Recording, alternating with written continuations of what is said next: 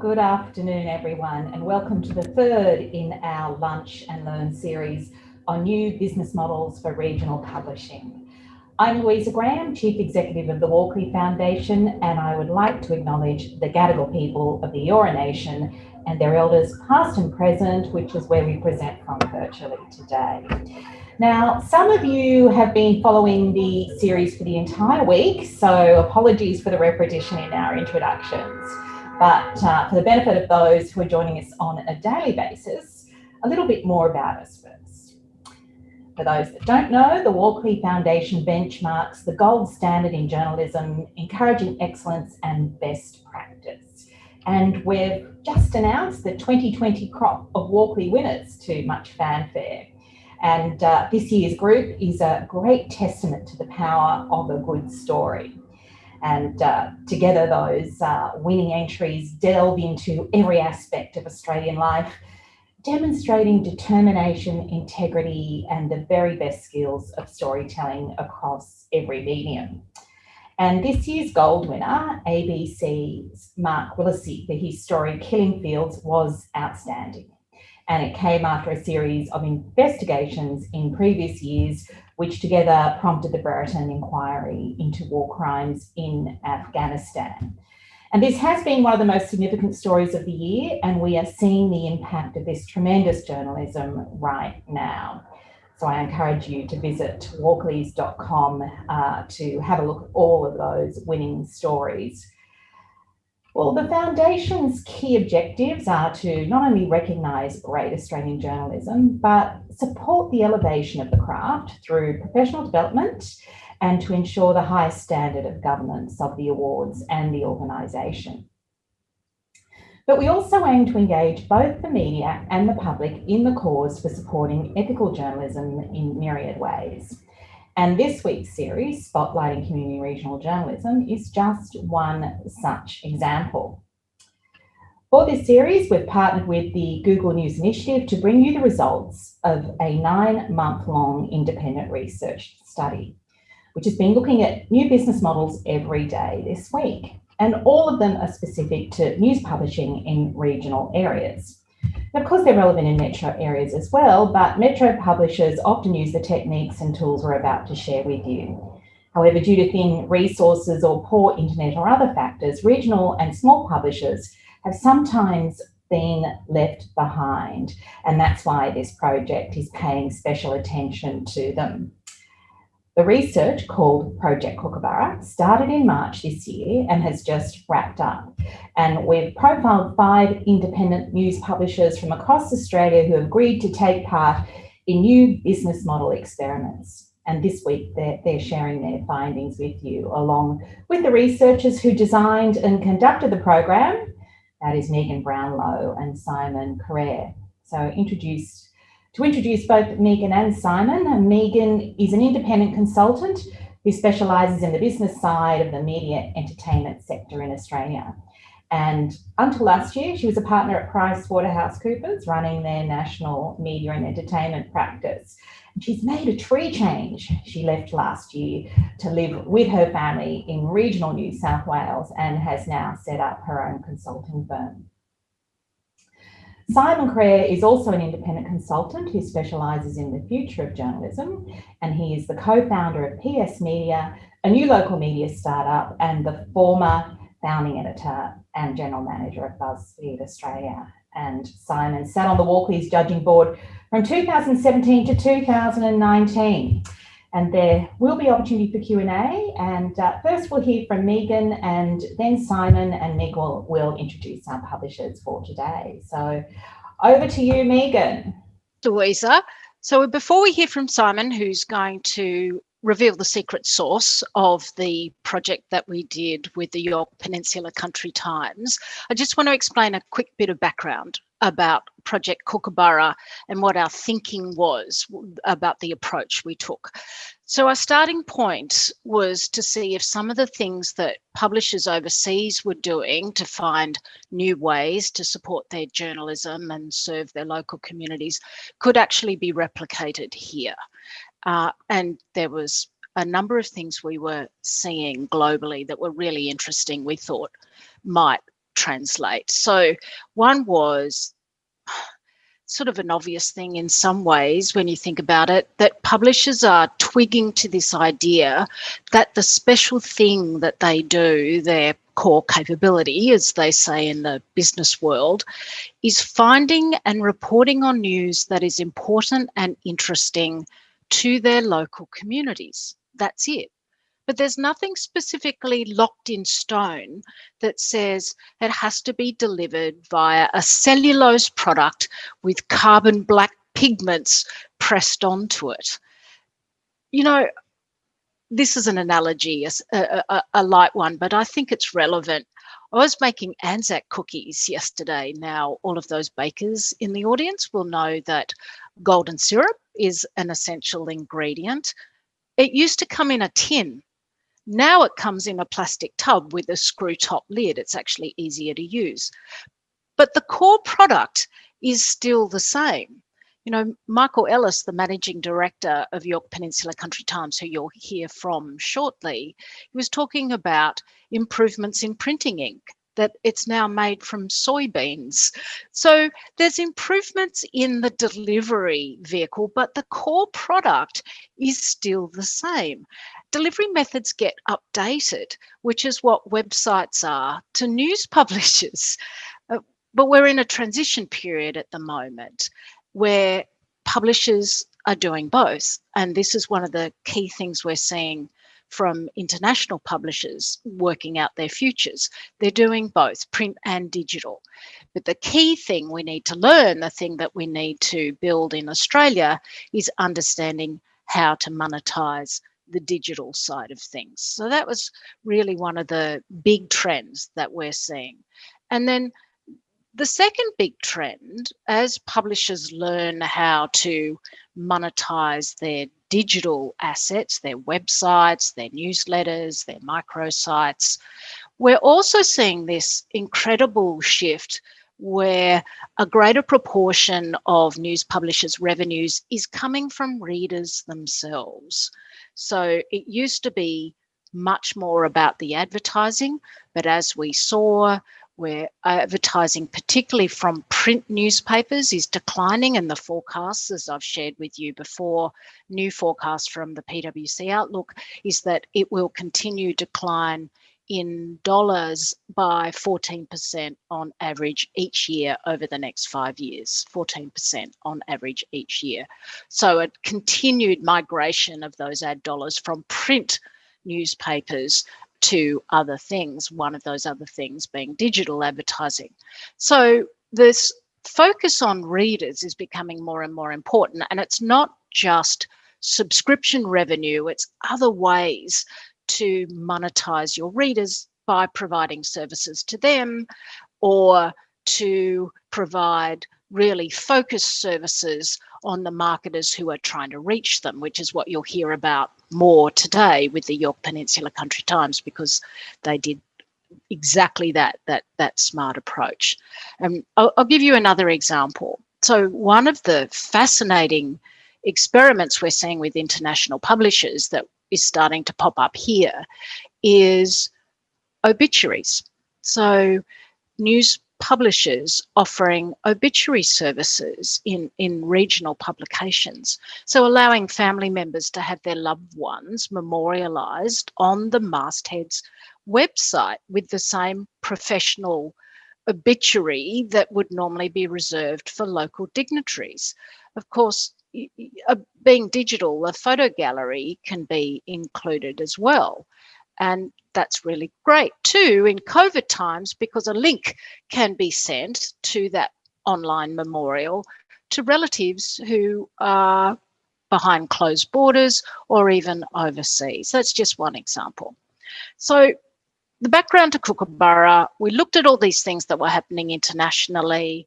We took into account the big trends. We wanted to convert them into some local experiments under real world conditions. So today you're going to hear about the Yorke Peninsula, their newspaper, The Country, wonderful newspaper, their new business model pilot, a very exciting one, focusing on one of their core reader segments, farmers. So over to you, Simon. to share what the Country Times did with their Kookaburra pilot and what the results were.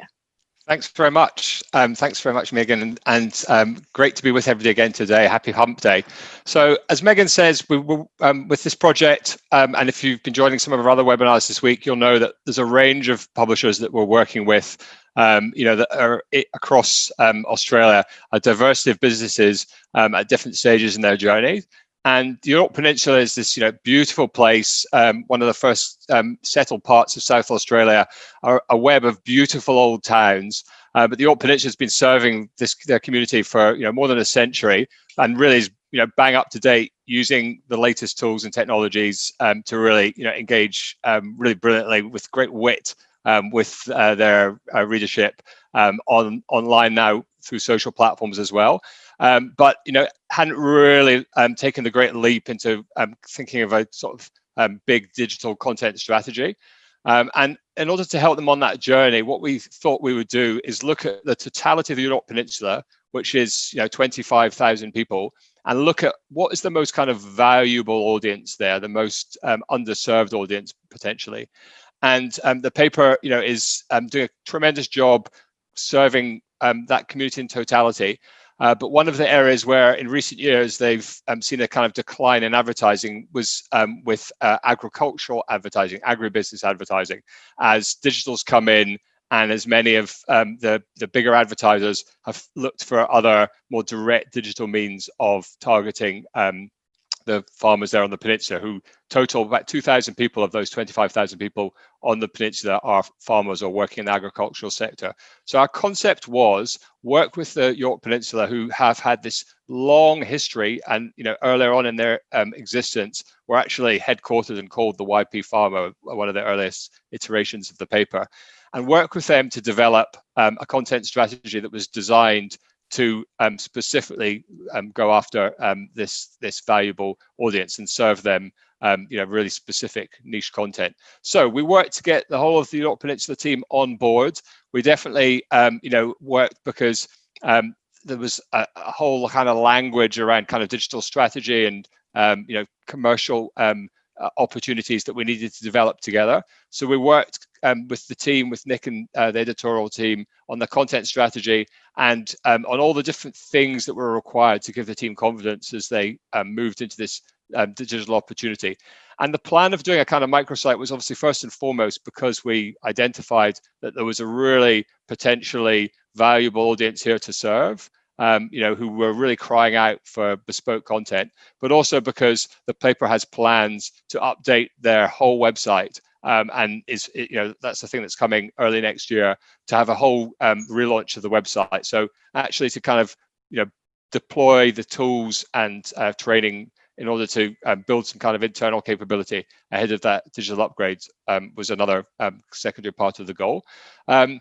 And we were definitely inspired as we were thinking about this opportunity by a thing that's not new, in either the traditional print world or in digital, where there's this content marketing opportunity for kind of what's called native content some places, or advertorial, which is has been in recent years a big internet format, but actually goes back more than a century to John Deere's The Furrow magazine, which is this educational, highly relevant product, talking directly to farmers, but is really a big global brand as well. And that's that sense of how can the Yorke Peninsula provide content that's hyper relevant that maybe would entice an advertiser like John Deere back to advertising with the masthead.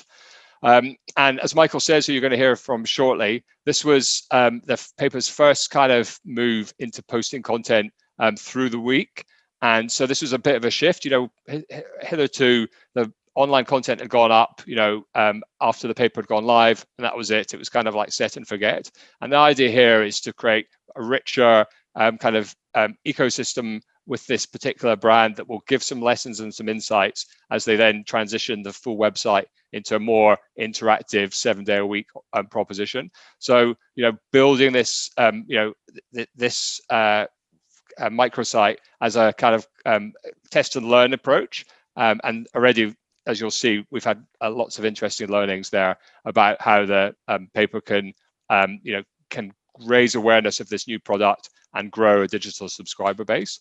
As with all our experiments, as we've been talking about this week, we deployed the SMART framework. And this is this idea of everything being specific, measurable, achievable, realistic, and timely. And so, we wanted to utilize the time that was available to us to trial this new digital business model. And like I've said, it was really about building the internal capability and expertise to help drive the business forward through the kind of next decade. And, as we were talking in the beginning, before we alighted on this particular project, we were really, Megan and I, trying to deeply understand, what that community there on the Yorke Peninsula really kind of needs and what opportunities there were, both editorially and from a content perspective. And certainly, it's somewhere that's fairly close to Adelaide, a lot of people coming, a lot of weekenders, and a lot of people seeking to kind of move there as well, make a kind of sea change. So I think, some of the lessons learned from this particular project will really help the Yorke Peninsula Country Times going forward next year and beyond, as they think about how to create specific content to, both serve those tourism and real estate opportunities from a content perspective, but also from a commercial perspective as well. So again, the sort of the idea that testing and learning in that test and learn approach gives you insights that you can then deploy in other ways to your business going forward. So the specific was, what, who, when, and why we were doing this particular thing. And obviously, it's, as I said, about capability, but also about opportunity. So it was about looking at what could we do from a content and sales strategy perspective, what learnings could we help the team build that would allow them to serve this particular audience, but also allow them to kind of map out the commercial opportunities and really to develop for the first time a sort of clear digital sales strategy that would allow them to kind of take this interesting content story to advertisers and open up new diversified revenue streams that previously hadn't existed for the paper beyond the printed product. As always, we were looking at specific metrics. So we were looking at capturing in the beginning, like the audience, and obviously this is a new product, but we were looking at what's the addressable market here, what are the pathways of reaching them, where do farmers currently get kind of content. The paper was already producing a monthly piece of farming content. So we had some content there and some insights that we could deploy to thinking about how we could measure the success of what we were doing. But really, first and foremost, it was about getting this thing live, working on determining which aspects of content would be super useful, and building data and analytics that would allow the Yorke Peninsula Country Times to work out what was really working, what were people engaging with, and what could they learn from that initial data that could allow them to lean into more to serve the community, to serve this farming cohort with the really effective content. And then as they grow that audience over the next 12 months, really, how can they develop a sales strategy adjacent to it, which will be, this is never going to be a gigantic audience, but it's a really valuable audience. And so seeking to build, the beginnings of an active audience that gives them a brand story to tell, to get some digital partners on board commercially. This was a kind of key thing we were trying to do. We definitely had to build some internal capability and do some training, working with our colleagues at AAP Studios, who've been working, providing the content and technology stack for all the publishers that we're working with on Project Kookaburra. We worked to conduct some training and to develop the kind of, the production capability that was required, and also, to test and build this website from scratch, this microsite that effectively the new bigger Yorke Peninsula Country Times site will replicate as well, front end and back end as well. So this was like really working to, build the technology capability and develop the content and sales plans. And then, does this align? Is it relevant? Does it align with the business goals? As Megan has talked about, there's definitely a sense that the industry has been under immense pressure, the print industry, with classified advertising and display advertising really shrinking year by year. And so to survive and thrive going forward, it's essential for publishers like the Yorke Peninsula Country Times to really begin articulating a clear digital value proposition to showcase that to their readers and to build a reader there, audience there, and then to take that to advertisers to show the sort of effectiveness of this of their forays here as well. So it's really about aligning with the bigger business goal of diversifying their opportunities for revenue going forward. We worked over 6 months with our publishers on Project Kookaburra, so it's a finite amount of time, and it gave us a really good opportunity to to move fast, to test lots, to try different things, and to do that in a kind of a fairly short window. And I get definitely, I've said this a few times over the last couple of days, but it's really, the benefit of moving fast is that you make lots of learnings, and that those learnings are things that then you can, discuss as a team and interrogate, and particularly with the data and what that tells you, that gives you, new insights that can help the business going forward. So we worked in the first couple of months of our engagement to work on the various different plans and work with various members of the Yorke Peninsula Country Times team to get the microsite live with AAP's help at the end of September, and then to work on creating the kind of roadmap going forward for how we would grow this audience and secure a commercial partner. So that was the plan. And these are the results in terms of what we've seen so far. I think it's really testament to Nick, the young editor, who's on the right-hand side in this picture, and Michael, the managing director, who you're going to hear from shortly, that they really developed a really excellent content strategy. Like I said, they had been producing some farming content in the paper, so that gave them, agriculture is a core part of the peninsula. But the taking all that content from the paper and putting it into this bespoke digital destination, they really did a brilliant job of, as you'll go, if you go and look at Farming Extra, of creating a really vibrant, variety of content that's appealing to, farmers at different stages. And one of the things I've learned about this, about farming on the peninsula, is, some of the cyclical things that come around every year, and some of the really, big purchasing decisions that farmers are making there. So this content is, there's some constants that you can map out, but there's also lots of ever-changing things. And obviously, there's factors like big factors this year, like what's been happening with China, and some of the pressures that they're putting under agriculture generally, and that specifically that's having a big impact on in the peninsula, where they do grow a lot of grain. And all sorts of things relating to the weather, big factor for farming, obviously. So there's been lots of insights and learnings there that really powered this really excellent content, which is obviously really doing a tremendous job of serving those farmers. So if you go to the site, you'll see that the sections relating to cropping, to livestock, there's lots of up-to-date local news. There's lots of stuff around product. Product's a big thing for farmers, and already this is a really rich, vibrant destination, which is getting some really good traffic and some really good subscription growth as well, which is really interesting. And it's doing a great job, you can see, of serving this audience.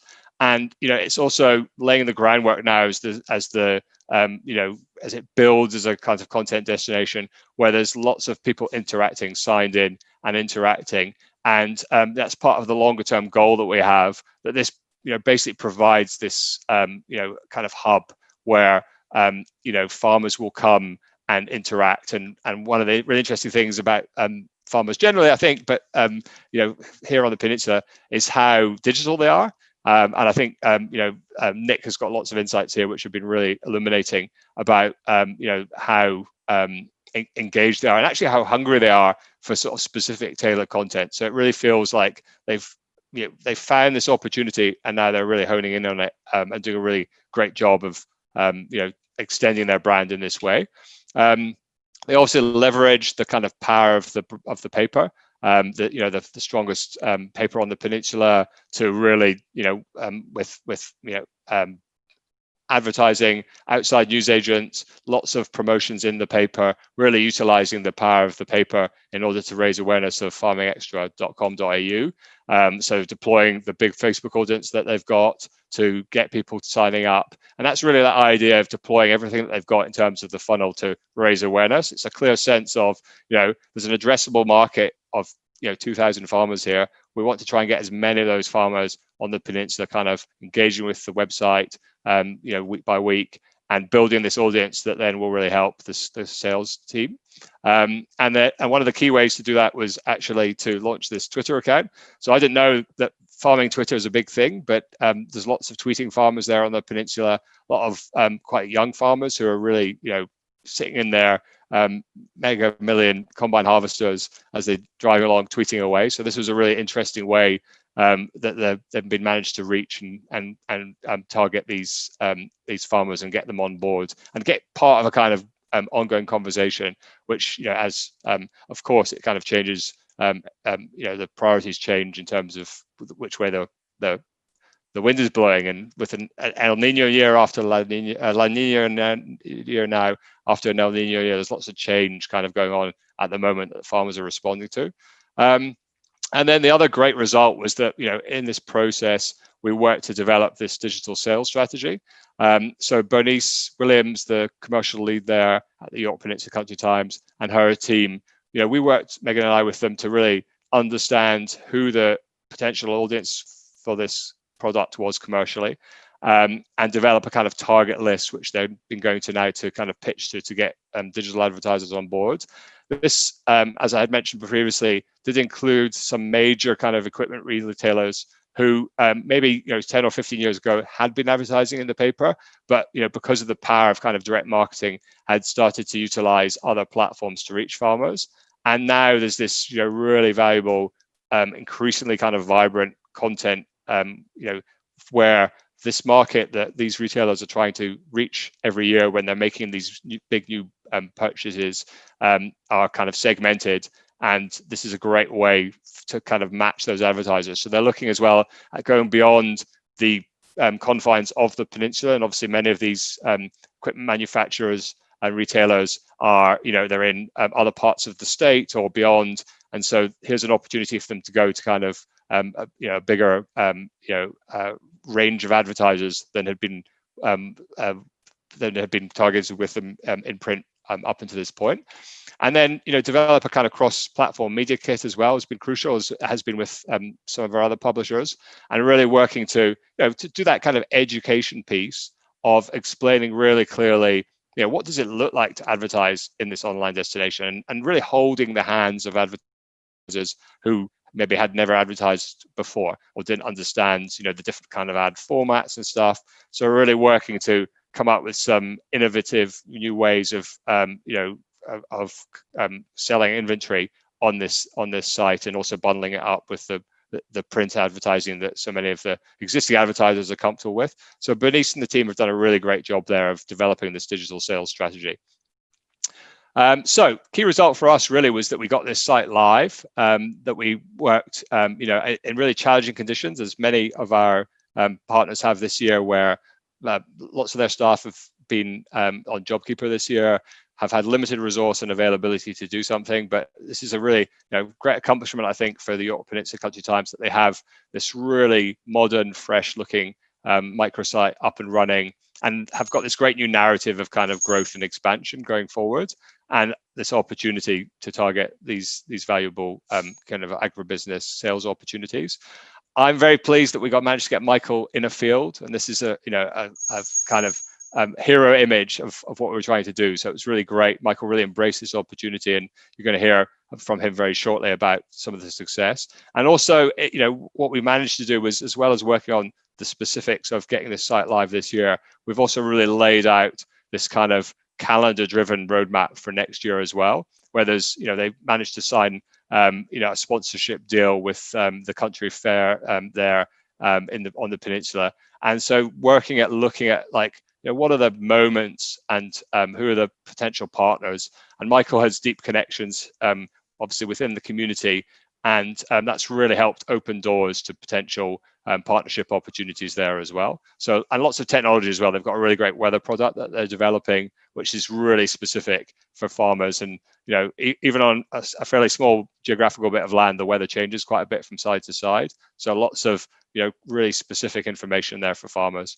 Some of the data here. So what's been really great to see is that 51% of those visiting Farm Extra sign up to subscribe. At the moment, we're asking people, have been asking people just to subscribe so we can kind of gather their data and be able to kind of start a newsletter and update them on changes to the site. At some point in the future, the plan is that once we have grown this audience, that we'll switch that to a paying audience. At the moment, it's just acquiring that audience and top of funnel, getting them in there. But I think what's really tremendous is you can see just how many of those people who've come and had a look have then become subscribers as well. So they're doing a tremendous job, with first impressions of getting people on board.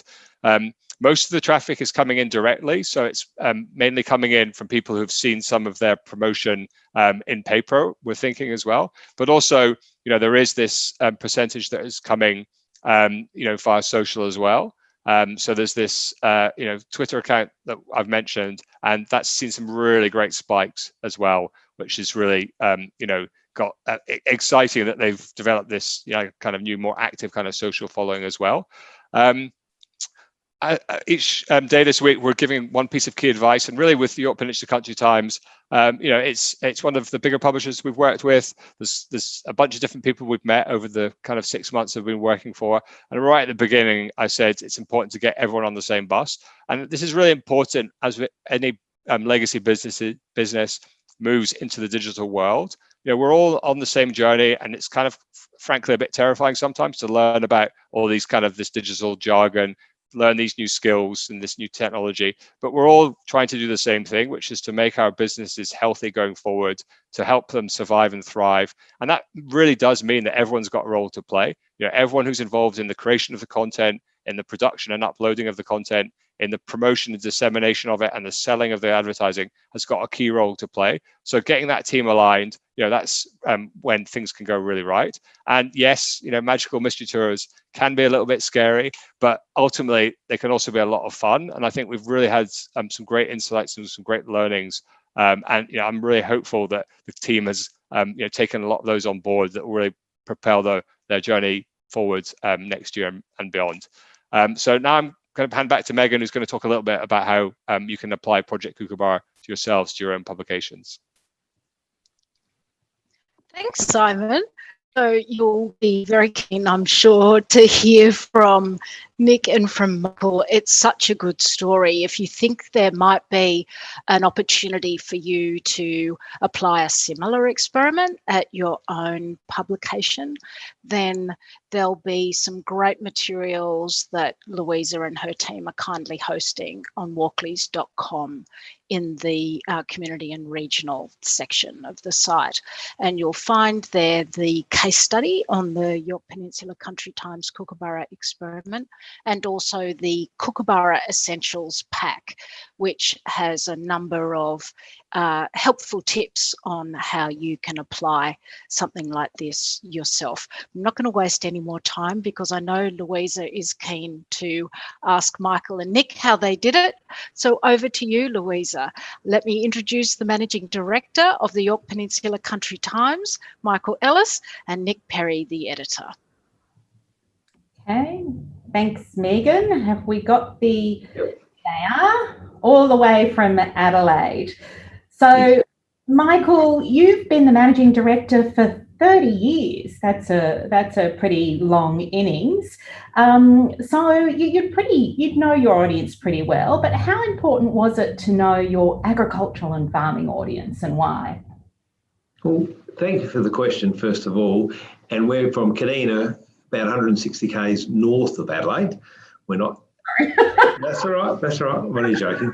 And first of all, before I answer any questions, I want to say what an honour it's been to be involved in Project Kookaburra. Our little weekly newspaper really appreciates being involved, being invited, and it's been a wonderful experience. So thank you to everyone involved. But to answer your question about the ag industry, it is the biggest and most important industry in our area. It employs lots of people, not just farmers, but agronomy advisors, farm machinery sales and service, field bin manufacturing, a whole range of industries. In fact, the success or failure of the whole local economy hinges on the ag industry. If that has a good year, everyone has a good year. They sell cars, furniture, advice, holidays, a whole range of services. If the ag industry has a poor year, everyone has a poor year. It's the key element to the whole economy where we're from. Mm. And how's it been tracking this year? This year they didn't have much. The only precipitation we have comes from the sky. There's no other water, and we get between 12 or 14 inches of rain a year, so it's quite lean. They didn't have as much rain in the middle of the year as they liked. They had quite a bit of rain at the end of the year, so average to above average at this stage, so quite promising without being a boomer.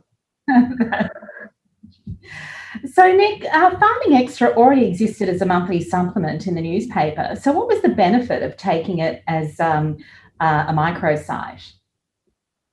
Well, this was our first attempt at a website where we can upload content sort of throughout the week. We didn't have to wait, and we weren't constrained by the limits of a weekly newspaper. So that's been one definite advantage, of course. And if something exciting happens, we don't need to wait till Tuesday when the paper comes out, and we don't need to try to come up with news angles that are relevant for after the fact. We can bang it straight up online. There are also a lot of other advantages in that we can control the size of the articles, not limited by space available on a newspaper page. In fact, we've had examples already where journos have gone a bit crazy writing too many words for their stories, and so we've been able to put half in the paper where it fits, and then give our online subscribers sort of bonus content in the form of the other half of the story. We can value add, so if the journos took extra photos, we can put extra photos straight up rather than again being limited by what we can fit in the paper. If we were to take a video, there is the capability to put that. As has been discussed, we have a weather widget that offers live weather updates for most of the key agricultural towns on Yorke Peninsula. And most importantly, I think we can see real data.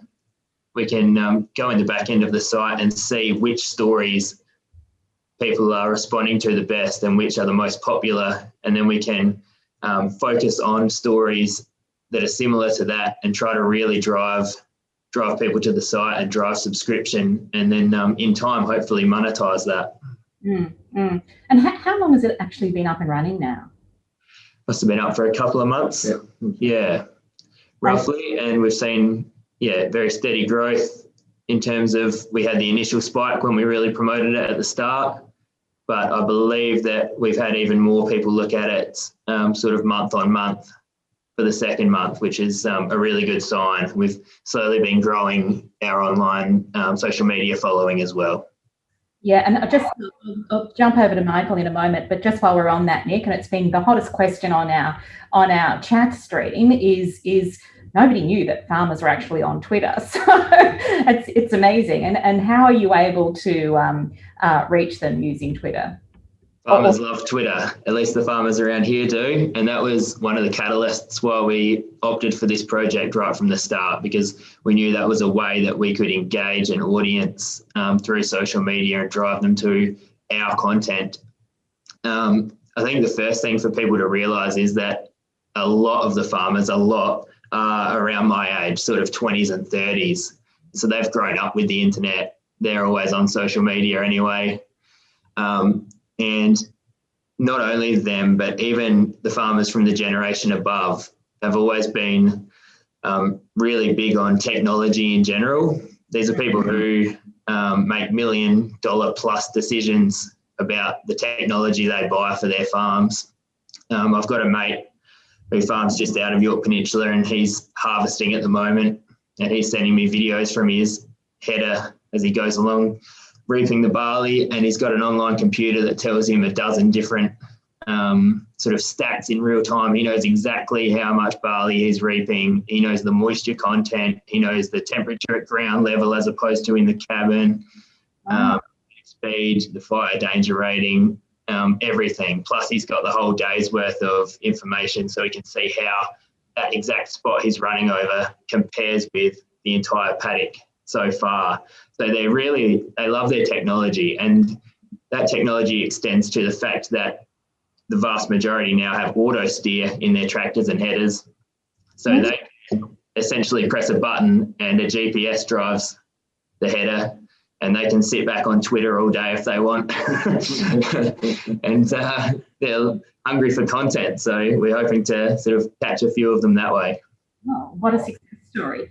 But not everybody uses technology, Michael. So how have you been able to use old school, your long-term contacts and relationships to assist with the launch of Farming Extra? The largest local event here is called the Yorke Peninsula Field Days, and it's the oldest field days in Australia. And it started in 1894. Our newspaper started in 1865, so we've covered every single field days they've hosted since then for over 120 years. We've sponsored every single field days, and since 2019, we have been the major sponsor. And they've invited me to join their board, which I've done. And the board of the YP Field Days is made up of 7 agricultural bureaus who are all volunteers. And so we launched our major sponsorship announcement and Farming Extra on the same night at their board meeting. Thus, it went back to all their agricultural bureaus. Next year, we're starting our Ag Bureau membership drive and focusing on every one of the 7 Ag Bureaus, stories, engagement, trying to get the stories out to the community, the good work those agricultural bureaus do, and thus help them drive membership, and thus they'll help us drive traffic to our site. So it's good old-fashioned face-to-face relationships that have helped us there. Great, some old-fashioned networking. Yes, So, correct. one of the things also is you updated the look and logo of Farming Extra. So why did you feel that that was important? So in 2012 was the Australian Year of the Farmer. We have ag pages every week in our paper, but on that year we started a monthly focus on different farming aspects, different farmers, and we called that Farming Extra. And that was very successful that year, and so far it's been very successful every year thereafter. So we have once a month a real focus on the farming industry. So we call that Farming Extra. We are now doing it a weekly, still with our monthly focus. We're doing it every week. We've rebranded it. We've redone the logo so the pages in the paper reflect our new website, and they work hand in hand together. Brilliant. And you are an experienced publisher. So being part of this digital experiment, Project Kookaburra, what's the most important learnings you can take away from it? Well, what I learned and what I'm continuing to learn is you have to change your thinking. Well, I have to, as a nearly 60-year-old man, I've got to start my thinking to include digital at every opportunity. You've got to think digital every time, advertising and editorial. So, for instance, in advertising, one of our good customers is a shed manufacturer and construction, and they sell big farming sheds to the farmers. And they're a good client, but I've now got to start talking with them about having the advert on Farming Extra as well as in the paper. And as Nick explained earlier, editorially, if something happens during the week, we don't have to wait for the paper. We can put it out so it's constant and up to date. We just got to keep the balance between protecting our printed newspaper and engaging with our ag readers on a regular basis. So you've got to think digital at every opportunity and how that can work together.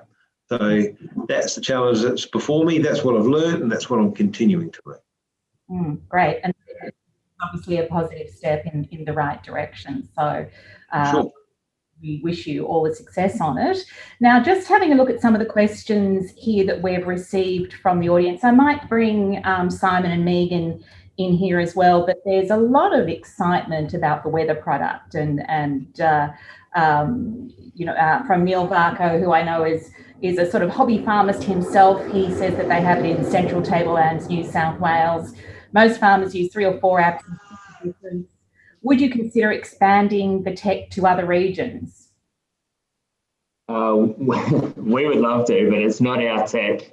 I don't want to make it seem as though it's been a little bit oversold, but we are using a widget that already existed, and therefore, if he wants to, he can probably get that same widget for his region. We have been in discussions with a local person whose sort of entire job it is, he goes around to the farms and puts weather stations on individual farms so he can get very targeted sort of up-to-date information. And we would love one day to be able to develop something with him where we can relay that info for very specific sites onto our site. But unfortunately, that is still in development. There you go. There. If we hear anything, we'll let Neil know. This is one from Bob Burton. Has the new site cracked being included in Google News Index? If so, any tips? Have been involved in establishing a news site which is included in Google search but have not yet made it into Google News Index. My best answer is I strongly doubt it, but for tips about how to do so, perhaps Simon might have some ideas there and we can learn as well. Yeah, so there's an opportunity which we've had some conflicting advice on this, because historically there was a place where you uploaded on Google's publisher site. You could go there, and I'll find it and I'll drop it into the chat now, and you could submit your URL then, and then Google would add that to its news product. I think that what we've been heard now is that actually, if you've got your optimization right, it should naturally be included there. So there's a bit of contradictory advice, but I think still, while that opportunity to add a URL exists, add it in, and then it does appear in news search. It does, get if somebody's looking in the Yorke Peninsula for news, it prioritizes the brand, because Google understands that brand is a local brand delivering local news for that community. So yeah, there's definitely ways to do it, and I believe that Farming Extra is there. So I will just find that particular. Oh, Neil's dropped it into the chat, Publisher Center there. And that's where you can add in your URL, and then basically it's telling Google, hey, I'm here, come and crawl me, and you get added to the index very quickly. Thank you, Simon. This one's from Corinne Prodgers. Microsites can actually fragment audiences. So what steps need to be taken to avoid or manage for that, particularly in a small community? I'll take that one. So that's correct, and it's predicated on advertising being the main driver of income for your microsite. But you have to understand how digital advertising is bought differently from traditional print newspaper advertising, and it's more a focus in the digital world on specific audiences, not just a geographic region. So brands are looking to get to specific audiences. And so what they're interested is in the depth of the audience. So the Yorke Peninsula Country Times through Farming Extra microsite might get farmers not just in the Yorke Peninsula, but maybe all of South Australia. And the way Michael and Nick have designed the content is to go wider in Farming Extra to appeal to farmers all across South Australia. And so that means they'll get a depth in that specific valuable audience segment, which is exactly what advertisers are looking for. So the fact that you sacrifice some breadth, some reach in traditional marketing parlance actually doesn't matter, because digital gives the advertisers the data to get to those specific farmers, even outside your peninsula. And with the digital product, I mean, it does open up your realm of audiences. It can increase your audience. So have you found that you've had people from outside of South Australia interested in Farming Extra? As yet, I wouldn't say outside of South Australia. All of our subscribers so far, as best we can tell, are within South Australia, but certainly outside of the Yorke Peninsula region, we've had several subscribers and several Twitter follows. So although our content to date has been quite Yorke Peninsula focused, because we're trying to put most of it in the paper each week as well, that does offer a strong opportunity to expand our content focus in due time. Okay, so as mentioned, we have the Kookaburra Essential Pack, which is available on the Walkley's website, and I think Megan has included the link there into the chat. Simon, how important is it to make decisions based on the data? Yeah, I think this is the huge opportunity digitally, because you have an ability, once you turn the site on, as the guys have been talking about, of really starting from the moment you do that at capturing insights into engagement, insights into how many people are interacting with your product, what they're interacting with, and so that sense of actually understanding, and we're clear that this is a segmented and actually limited opportunity. There's only a couple of thousand people working in agriculture on the peninsula, but that's a clear kind of opportunity as an addressable market that the data can allow the Yorke Peninsula Country Times to measure how they're getting on with that goal of kind of reaching those. And then if they exceed that market, then obviously clearly they're picking up readers elsewhere in South Australia or maybe beyond as well. And the data gives them this amazing ability to be able to look day by day, week by week, month by month at the success of this content. Over time, this will allow them to be able to kind of look at the content that's really working, as already they're really starting to do that. Nick's really starting to interrogate that and develop content strategies based on their understanding of how the content is working. And obviously, like the other key thing, as I've discussed in the presentation, was as you build that data, the ability to take that and to be able to say, well, look, here's an audience that's engaging with the site. These are the metrics. These are the number of people who've signed up. These are the number of people who are contributing or making comments or engaging, or how many times they've come each month. There's lots of different metrics that will allow Bernice and the sales team to really build a compelling case for saying to an advertiser, this is why you should be there. So it's really hard to do that without the data, but the data really opens lots of opportunities. And what we're hoping, as we discussed, is that, as we have understood a little bit, Megan and I, about the opportunities on the peninsula, those are other segments that are really potentially really lucrative, that they haven't got any digital revenue happening at the moment, that the data will allow them to go after.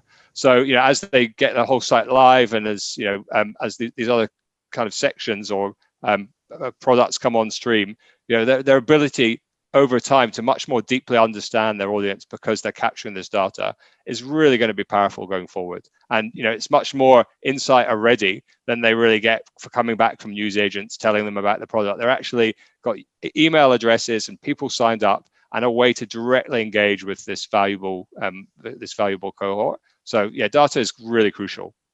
And is this a new way of working for you, Michael and Nick? Has it been a steep learning curve, or you've just jumped straight into it? Analysing the data. For me, especially, the difference has been focusing on uploading content throughout the week, focusing on hitting social media throughout the week. We previously, as you said, had just thrown up all of our stories online once the paper was out, and then we would schedule a bunch of Facebook posts so that by Wednesday morning our job was done, and each day there'd be some kind of Facebook post to drive traffic. Whereas now it's more, as soon as a journalist has finished a farming story, if it's worthy, then it goes up online, generally in an abridged version, and we tell people that they can subscribe to see that, and then beyond there they can probably see the full story in the paper that week, and then most of the time trying to direct Twitter traffic straight to that news story as well. So we've had 11% of our traffic on the site has come from Twitter, but I doubt that would include sort of on clicks from people who've gone to one page through Twitter and wanted to read one story, but that have then hopefully hung around to check out the other things. So I suspect it could be even quite a bit greater than 11%. We've seen a lot of closures in community regional this year. So Nick, as a young journalist working in the country, what would you say to other city-based journalists about living and working in a regional area, and how important it is, community regional journalism? Oh, it's great. It's very important. You have someone told me once that they think sort of as newspapers struggle and the tide rises, that country newspapers in a lot of cases will sort of be on the highest plane and the most sort of immune to that, because we're a retiree area, we have an older reader segment, and people are very passionate about the paper still, and we're doing our best to capture the next generations as well. But so there should be a lot of opportunities for young journalists in the country, and I think it's the best grounding that you could possibly want, because at least at our workplace, I can guarantee you'll be thrown straight in the deep end with some guidance and support, of course. But like, we've got a cadet now, and she's still a cadet, but she's already been to police sieges that locked down a town. She's been to the bushfires that were mentioned earlier, right through to the small things like the 100th birthday parties and this and that. And it really teaches you quickly that you have to sort of apply those key principles of being fair and accurate and being nice to people that you speak with. And because you'll get a few phone calls if you make a mistake, but more than that, you'll probably bump into the person down the main street within a day or two, and they'll let you know if they're not happy with something, which is sometimes unavoidable. But I think that's really good for a developing journalist to learn under those circumstances as well. You get to do everything quickly, from interviews and writing through to, in our case, photography, uploading onto websites. On Tuesdays, you get to help put the paper together as well in our office, which could be valuable. And really, maybe you stay for a short time and you've padded your resume with a wonderful range of different stories in different rounds, or maybe like my predecessor, you will sort of fall in love and marry a farmer, and this will become your new home where you raise your family. So both good options. Yeah, great. And Michael, tell me a little bit about the makeup of your staff. Do you have many young journalists on staff, or how many there do you have? We have quite a young editorial team. We've got quite a young editor, as you can see, and we've got 4 other journalists, 2 are cadets. One's a school leaver last year, so we've got quite young staff. As a whole, we have very loyal staff here, not many turnover. We employ about 20 people all up. They all like to hang around. We've got a wonderful team, and they all work well. And getting back to your previous question about the country journalism, it's authentic and trusted and respected journalism, which is really important. And Nick's point of you running into the subject, you'll do a story, you will meet them again. You won't hide from them, so you must have it correct. Yeah. So ethics and emotional intelligence come into that. My word. So me, I'm the oldest on our editorial team. So I've been here 13 years though, so that's not too bad. And we have 2 others in their late 20s who've been here for a decade. So considering the age, we've got quite a lot of experience, and I think that's a testament to the fact that it can be really, really enjoyable and fulfilling to work in a country media setting. All of the journalists are locals that went to local schools, are engaged in local footy clubs, netball clubs, cancer fundraisers, service clubs around the peninsula. They are all 100% connected to the Yorke Peninsula and their readers. That's a really important aspect. Yeah, that is really important. And that's one of the things that Negan and I noticed when we sat on the ACMA's Regional and Small Publisher Innovation Fund. Megan, what other insights from that process would you say characterise the likelihood of success for regional publishers? Well, I think the first thing was that they hadn't given up. And in incredibly tough times, I mean, it's been tough for the last few years, and then 2020 was extraordinary for publishers, and we've seen over 100 local papers close in the last 10 years, and then another 100 close just this year because of COVID. So the fact that they were reaching out really demonstrated they were on the first rung of successfully transforming their business. And then the second one was paying respect to the past, that the way we've always done things has served us well for a long time, over 100 years in many cases, but actually acknowledging that we do need to learn some new things, and we do need to be, ambidextrous and have this digital way of getting to our newer audience and new audience as well that we need to learn about. And then we also need to learn how to monetize that audience. And the thing that's so interesting about that, you're talking to Michael and Nick about the young team they have here, there's a bit of a role reversal we're seeing, where often older experienced publishers rely on their young editors and their young salespeople to learn mutually because they're digital natives. And so Nick, who talks about his friends being on Twitter, this is new to some of us older people. So the learning goes both ways, which is really positive. Oh, it's been an absolutely great conversation today, and this project has been fantastic, and hearing about the different publishers each day has been pretty sort of incredible in the work that both of you are doing. Unfortunately, though, we have to wrap it up. So Michael and Nick, best of luck out there at Yorke Peninsula. You're doing some great work, and I hope it continues, and you certainly build up the Farming Extra. So you can read more about the experiment on our website. The link there is in the chat, and you'll find the Kookaburra Essentials pack there as well. So thanks again, Megan and Simon, and join us again tomorrow for the next in our Lunch and Learn series. So goodbye, everybody. Thank you. Thanks, Louisa. Thank you, everyone. Bye-bye.